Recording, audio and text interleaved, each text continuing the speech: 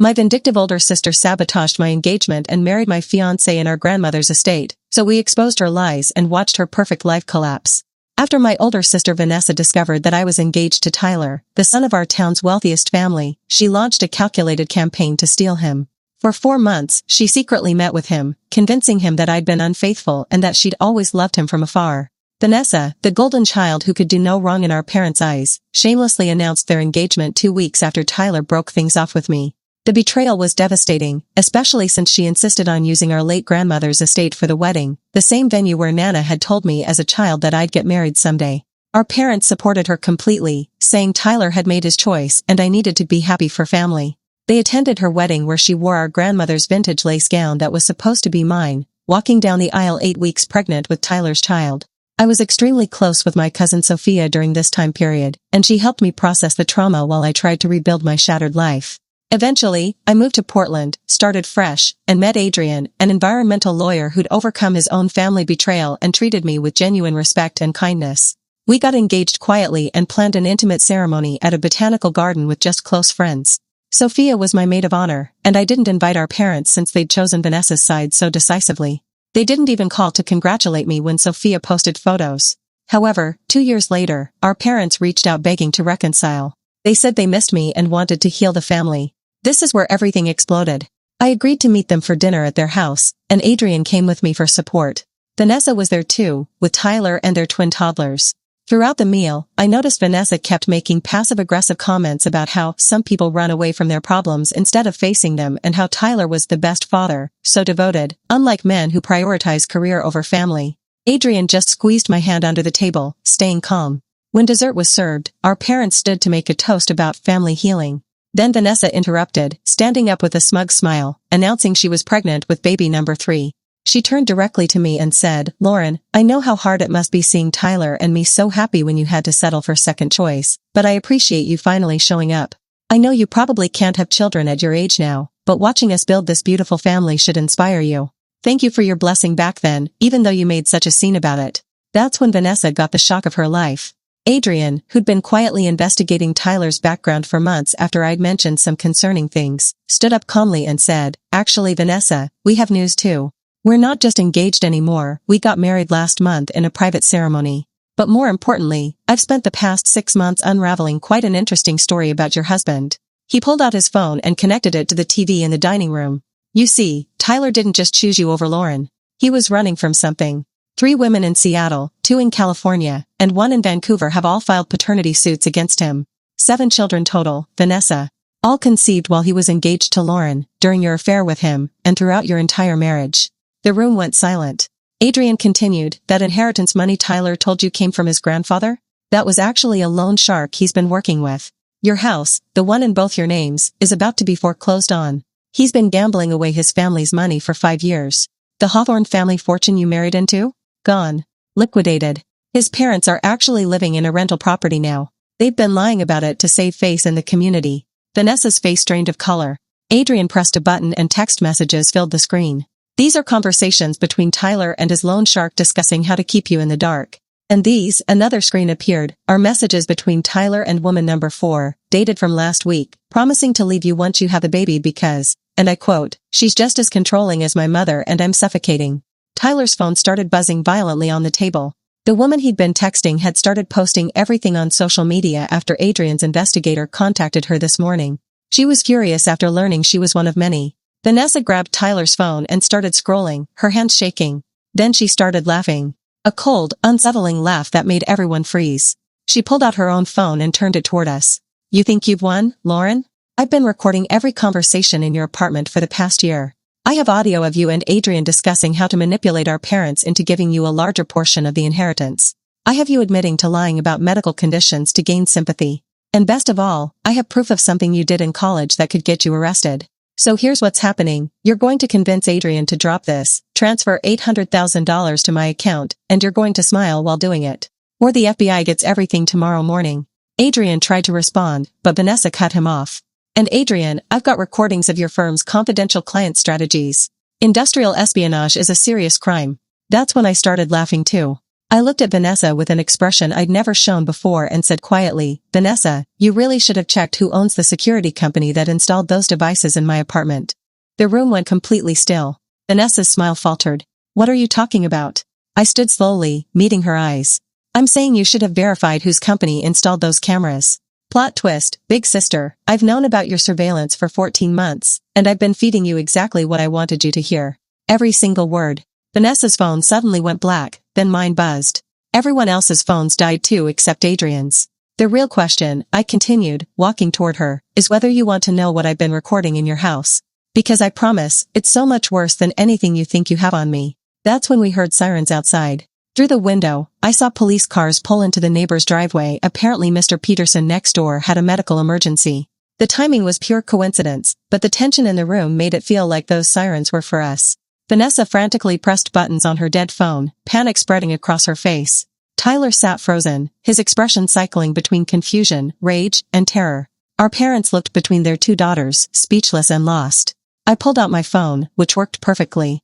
I tapped the screen and suddenly Vanessa's voice filled the room from hidden speakers. Tyler's so pathetic. He actually believes I love him. I've been planning this since we were teenagers. Lauren always got everything, and I was going to take something from her that she could never get back. The pregnancy was deliberate. I poked holes in the condoms. He never suspected a thing. The recording continued. Vanessa's voice crystal clear, discussing her schemes to turn our parents against me permanently, her plans to contest grandmothers will by forging documents, and most horrifying of all, her confession about tampering with my birth control pills when we lived together before my engagement, trying to get me pregnant by a guy I barely knew so I'd be trapped and miserable. Tyler lunged toward my phone, but Adrian stepped between them. Despite being smaller than Tyler, Adrian's calm demeanor made Tyler freeze. Sit down, Adrian said quietly. Tyler obeyed. Vanessa's face had gone from red to white to green. She clutched her stomach, looking like she might be sick right there. That's edited, she stammered. You can't prove anything. Those are fake. Really? I asked. Because I have the originals, timestamped with location data. Some even have video, Vanessa. Like the one where you're going through my medical records when I was at work. Or the one where you're teaching your 3-year-olds to call me the sad aunt who nobody wanted. They're babies, and you're already teaching them cruelty. Our mother finally found her voice. Lauren. Vanessa, please. We're family. We can work this out without all this drama. I turned to her, years of suppressed pain finally surfacing. Drama? She deliberately sabotaged my relationship, stole my fiance, used grandmother's estate and grandmother's dress, and you called it drama. You went to her wedding like nothing happened.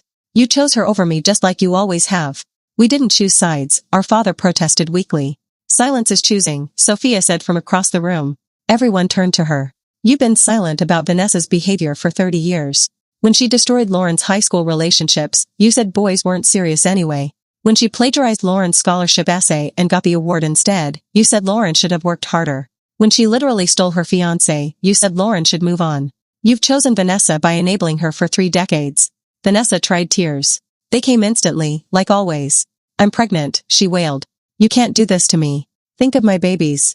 I am thinking of your babies, I said coldly. They deserve better than a mother who manipulates everyone around her. They deserve to learn that hurting people has consequences. I pulled up another file. This one's particularly interesting. It's you and Tyler arguing about his other women. Not because you're heartbroken, but because, and I quote, those trash better not come after our money. You've known about every affair. You didn't care as long as the checks kept coming. Tyler's phone erupted with notifications. His face went pale as he read. The bank accounts, they're all frozen. Everything. How did you? Turns out, Adrian explained, when you take out loans using fraudulent collateral, banks get very interested. The creditors called a meeting this morning. Your accounts are frozen pending investigation into fraud. Those child support claims from 7 women? They're all moving forward. The gambling debts? Your loan shark filed a police report once he realized you couldn't pay. He's cooperating with authorities to avoid his own charges. Vanessa stood abruptly, knocking over her wine glass. You can't prove any of this holds up. I'll sue you for defamation. I'll take everything. With what lawyer? I asked. The one you've been sleeping with behind Tyler's back? Oh yes, I know about Christopher too. His wife knows now as well, she's a judge, by the way. Christopher won't be taking your calls. The room felt like it was spinning. Our parents looked like they'd aged a decade in minutes. Tyler was frantically scrolling through his phone, watching his life implode in real time. Vanessa just stood there, her mouth opening and closing. Here's what happens now, I said firmly. You stay away from me and Adrian. You stop spreading lies. You get real therapy, not the kind where you manipulate the therapist into thinking you're the victim. You stay away from my family. Or else. Or else what? Vanessa snarled, the mask finally slipping completely. You'll release edited recordings? I'll destroy you. I'll make sure everyone knows what kind of person you really are. I pulled up one final video. It showed Vanessa in what looked like my old apartment, holding a bottle of pills. These should do it, her recorded voice said. Mix a few of these with her vitamins and she'll get sick enough to lose any chance at a healthy pregnancy later. Poor Lauren, all those complications.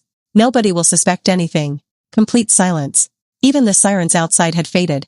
You recorded yourself planning to poison me, I said quietly. You actually did it, and you kept the video. Why, Vanessa? As a trophy? Vanessa's legs gave out. She collapsed into her chair, all fight gone. I didn't mean, it wasn't supposed to. Wasn't supposed to what? Permanently damage my reproductive system? Make me sick for months? What exactly was your plan?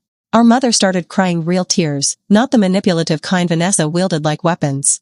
My daughters, she sobbed. What have you done? What have we allowed? You enabled someone dangerous, Sophia said flatly. And now you're seeing what happens when people think they're untouchable. Tyler suddenly jumped up. I need to leave. I have to, the lawyers, I need to. He headed for the door, but Adrian's voice stopped him. I wouldn't go home. The woman from Vancouver is there with her brothers. They're very protective of their sister who you promised to marry. Tyler's face went even paler. He slumped against the doorframe, defeated. I gathered my purse and took Adrian's hand. Vanessa, you have 48 hours to remove any devices from my property. I've already changed the locks. You'll need to call first, and security will supervise. Lauren, please, Vanessa whispered. I'm your sister. No, I said firmly. You're someone who shares DNA with me. Sisters don't try to poison each other. Sisters don't steal each other's partners. Sisters don't cause harm out of jealousy. You're not my sister. You're just someone I used to know. I turned to our parents. And you too, I'm done hoping you'll choose me. Choose your golden child. Live with that choice. But know that my future children will never know you. They'll never know the grandparents who stood by while one daughter tried to destroy the other. As Adrian and I walked to the door, Vanessa made one desperate attempt. You're recording this too, aren't you? This whole confrontation. You're just as bad as me. I paused and looked back. The difference is I'm documenting crimes being committed against me. You recorded yourself committing them. And for the record, this isn't being recorded. I don't need to. Everyone here heard everything. Mom, Dad, Tyler, Sophia, everyone knows exactly who you are now. That's punishment enough. We left, and the silence behind us was deafening. I could hear Vanessa beginning to sob, not her practiced tears, but genuine ugly crying. The kind that comes when you realize you've destroyed everything and there's no one left to blame but yourself. The neighborhood was quiet when we stepped outside, peaceful even. But inside that house, a family was falling apart, and for once, the right person was facing the consequences. I drove to Sophia's house, my hands gripping the steering wheel as I processed everything. The quiet suburban streets felt surreal after the chaos we'd left behind. When I pulled up, Sophia's porch light was on, welcoming. She opened the door before I could knock, and we hugged without speaking. How long have you known about the poisoning? Sophia asked once we were inside. I sat down heavily. 8 months. I found the video when I was going through old security footage looking for something else entirely. Even knowing everything Vanessa had done, I never thought she'd go that far. The next morning, my phone rang at 5:30 a.m.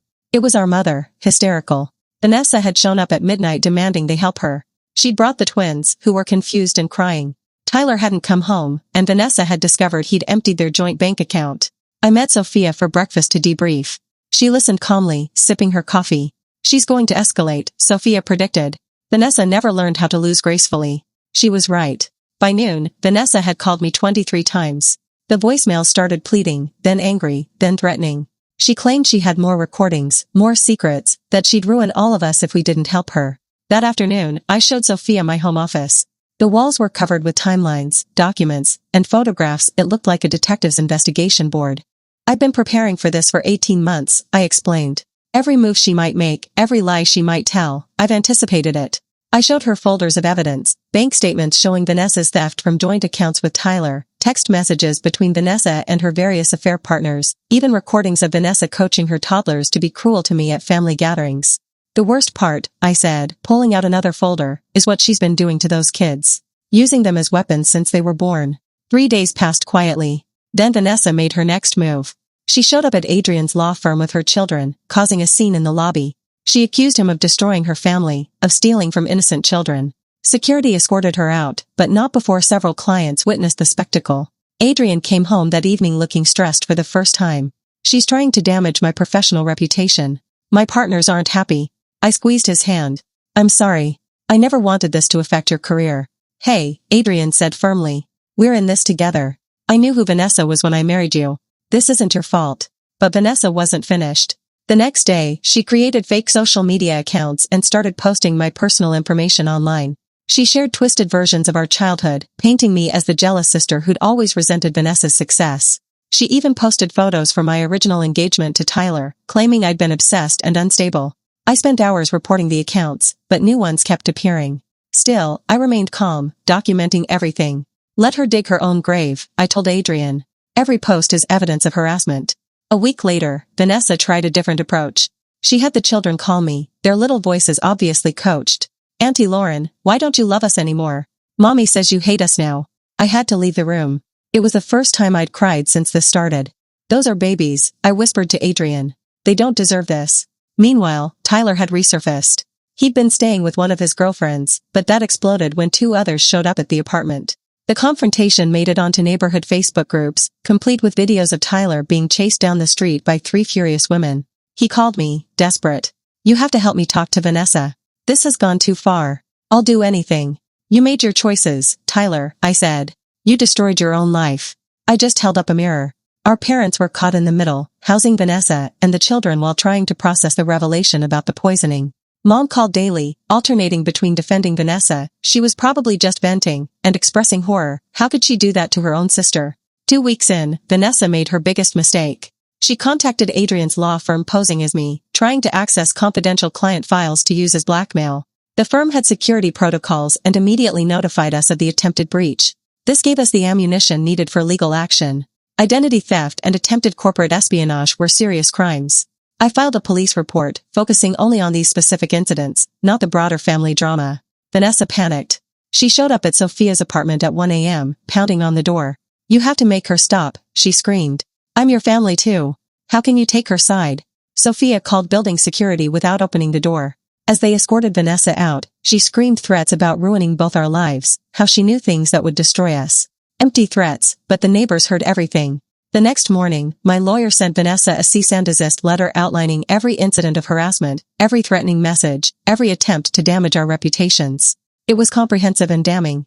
Vanessa's response was to try manipulating our parents into taking out a loan to help her hire a lawyer. She claimed she needed money to fight my lies. Dad, showing backbone for the first time I could remember, refused. We've enabled you enough, he said. You poisoned your sister. You recorded yourself doing it. There's no excuse. This rejection broke something in Vanessa. She started making increasingly erratic decisions. She pulled the children out of their preschool, claiming I had spies there. She moved out of our parents' house into a cheap motel, dragging the confused toddlers with her. Child Protective Services got involved after the preschool reported the children's sudden absence and Vanessa's concerning statements. This wasn't my doing, but Vanessa blamed me anyway. The social worker who visited found the children living in chaos, eating fast food for every meal while Vanessa spent her time creating fake social media accounts and recording rambling videos about persecution. During this time, Adrian and I focused on starting our own family. We'd been approved for adoption, and the stress of Vanessa's harassment was affecting the process. Our caseworker was concerned about the ongoing situation. I spent evenings at Sophia's house planning for our future child, discussing nursery colors and parenting philosophies. We didn't talk about Vanessa during these visits, just focused on positive things. But Vanessa wouldn't let us have peace. She discovered where our adoption agency was located and started showing up, standing in the parking lot during our meetings. She wouldn't approach directly, just watched. It was deeply unsettling. We hired private security to accompany us. Vanessa filmed the security guards and posted videos claiming I'd hired thugs to intimidate a pregnant mother. The comments weren't what she expected. Most people saw through her manipulation and called her out for stalking. 3 weeks into this nightmare, Tyler's life completely imploded. Criminal charges were filed for fraud. His assets were fully seized. The multiple child support claims moved forward. The loan shark's testimony was damning. Tyler, in desperation, went to police and confessed everything: his affairs, his fraud, even his knowledge of Vanessa's plans to harm me. He offered to testify against her in exchange for leniency. Vanessa found out when detectives showed up at the motel to question her. According to the police report, she completely lost control, throwing objects and screaming. The children witnessed everything, which became the final straw for child services. They removed the children from Vanessa's custody, placing them temporarily with our parents while the investigation continued. Vanessa blamed me for this too, even though I had nothing to do with it. The night the children were removed, she sent a video of herself standing on a highway overpass, threatening to jump if I didn't call everything off and give her money. I immediately called emergency services. They found her at the location and took her for psychiatric evaluation. During Vanessa's 72-hour hold, more truth emerged. The psychiatrist discovered she'd been abusing prescription medication for years, mixing pills with alcohol. Her erratic behavior was partly fueled by substance abuse, though it didn't excuse her calculated cruelty. Our parents aged visibly during this period. They started therapy themselves, finally confronting how their favoritism created this situation. "We always gave Vanessa what she wanted," Mom told me tearfully. "We thought we were keeping the peace. We were just teaching her she could hurt people without consequences." When Vanessa was released, she found herself truly alone. Tyler was in jail awaiting trial. Her children were with our parents, who now had strict boundaries about her access. Her few remaining friends had distanced themselves after seeing her social media meltdowns. Even Christopher, the lawyer she'd been sleeping with, had filed a restraining order after she confronted his wife at their home. She moved into an even cheaper motel and got a job at a gas station, her first real employment in years. She continued posting videos, but they became less coherent, more rambling. Her followers dwindled as people lost interest. Meanwhile, our adoption process moved forward. We were matched with a birth mother due in 2 months. Adrian and I turned the spare bedroom into a nursery, painting it soft green with cream trim. Sophia helped us assemble the crib one afternoon, and for a few hours everything felt normal. But normal was still far away. Vanessa discovered our baby registry and began ordering items with disturbing notes attached. "For the baby you're stealing to replace me in their hearts," one read. Another said, "Hope this child doesn't disappoint you like I did." I had to contact every store to block her access. It was exhausting, constantly defending against these small attacks. But I remained methodical, documenting everything, building the case. 6 weeks after the confrontation, Vanessa made one final desperate play. She contacted a local news station offering to sell her story about the vengeful sister who destroyed her life. She provided her recordings, thinking they showed Adrian and me confessing to crimes. The journalist, however, was more interested in Vanessa's own admissions. Instead of the expose Vanessa wanted, the story focused on her confession to poisoning her pregnant sister. She'd accidentally given them evidence of her own crimes while trying to frame me. When the story aired, Vanessa's remaining support evaporated. Even online, where she'd found some sympathizers, people turned against her. Our parents finally took decisive action, filing for full custody of the children and beginning the process of protecting them from their mother's influence. Vanessa's response was to spectacularly violate the cease and desist order. She showed up at our house while Sophia was visiting. She didn't knock, just stood in the yard staring at the windows. When Adrian went out to ask her to leave, she started screaming about how I'd ruined her life and stolen everything. Neighbors called police. As they arrived, Vanessa pulled out her phone and started live streaming, claiming she was being arrested for loving her sister too much. The officers were professional but firm. She was violating a legal order. She needed to leave or face arrest. Vanessa chose arrest. As they handcuffed her, she looked directly at the camera. "Lauren, I know you're watching. This isn't over. You took everything from me. My husband, my children, my life. I'll never stop making you pay." But even as she said it, you could see the defeat in her eyes. She'd lost everything not because I took it, but because she destroyed it herself with her lies, her cruelty, and her inability to accept responsibility. I stayed with Sophia that night. I was shaken by Vanessa's appearance but also strangely calm. "I knew it would come to this," I said. "Vanessa always needs the last word, even when she's already lost." The arrest meant actual legal consequences. Vanessa spent the night in jail and was released on bail the next morning. Our parents, finally drawing firm boundaries, refused to pay her bail. She had to use a bail bondsman, adding another financial burden. 2 months after the confrontation, legal consequences began materializing. Tyler pled guilty to fraud charges and received 3 years in prison. His testimony against Vanessa was part of his plea deal. Vanessa's trial for identity theft, harassment, and attempted poisoning was set for the following month. Her public defender advised taking a plea deal, but Vanessa refused, convinced she could make everyone see she was the real victim. Our parents struggled with testifying against Vanessa. They'd already provided statements about the poisoning video, but taking the stand felt like a final betrayal. Their therapist helped them reframe it. Testifying was about protecting the grandchildren and holding Vanessa accountable, not choosing sides. During this time, our adopted daughter came into our lives. Baby Emma was born healthy, and we brought her home 3 days later. The moment was perfect and terrifying, filling our lives with purpose and joy. Vanessa found out through social media someone had posted congratulations on Adrian's firm page. Her reaction was to send a card to our home. Congratulations on stealing my parents' love so completely you had to buy a replacement child. Our security system intercepted it, adding it to the evidence file. As Emma settled into our home and life found a new rhythm, the extended family began healing. Our parents, now granted full custody of Vanessa's children, worked with therapists to undo years of manipulation. The kids slowly began understanding that love didn't mean hurting others. Tyler sent a letter of apology from prison. It was self-pitying but did acknowledge the pain he'd caused. I read it once and threw it away.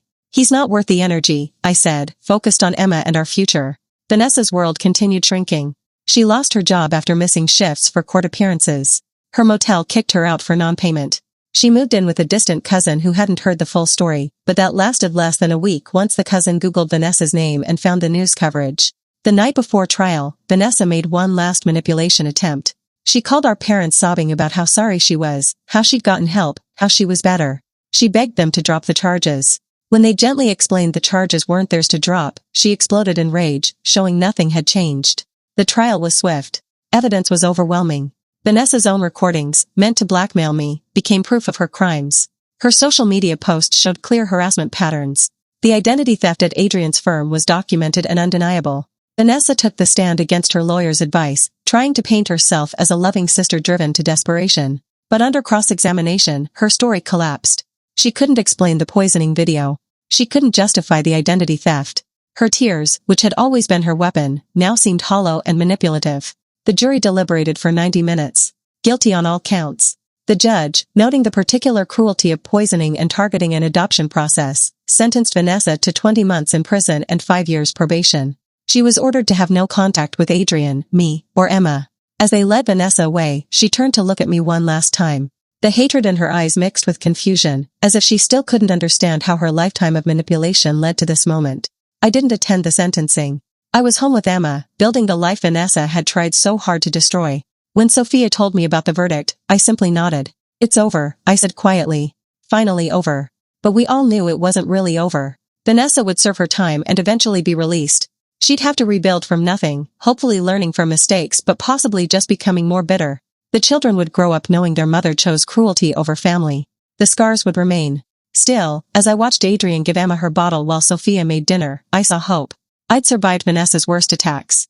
I'd protected myself and my family. I'd refused to let her poison, literal and figurative, destroy my chance at happiness. Our family would never be what it once was. The illusion of harmony had shattered, replaced by something more honest if more painful. But maybe that was better. Maybe facing truth, however ugly, was the first step toward real healing. As Sophia left that evening, I thought about the different paths my sister and I had taken. I'd chosen love, building a life with Adrian and Emma. Vanessa had chosen hate, destroying everything she touched in her need to hurt me. The consequences of those choices were now clear. I was surrounded by love, building a future. Vanessa was alone, facing ruins of the life she demolished with her own hands. It was justice of a sort, not perfect, not complete, but real. Emma was crying as Sophia reached her car, normal sounds of a healthy baby. Through the window, I could see Adrian gently rocking her, working to soothe her. A team united in love and purpose. This was what Vanessa tried to steal, what she never understood. Real love wasn't about taking from others. It was about building something together. As I watched them, I knew hard times weren't over. There would be appeals, probation hearings, ongoing challenges of protecting the children from their mother's influence. But I'd proven I could handle whatever came next. I'd faced my sister's worst and emerged stronger.